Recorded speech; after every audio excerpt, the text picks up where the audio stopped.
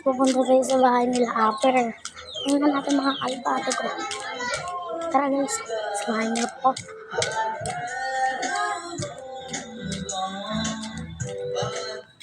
Guys, pause na yung bunganga ako. Yan guys, punta tayo sa bahay Upper. Guys, malapit. Yan guys, bahay nila Upper. Ayan.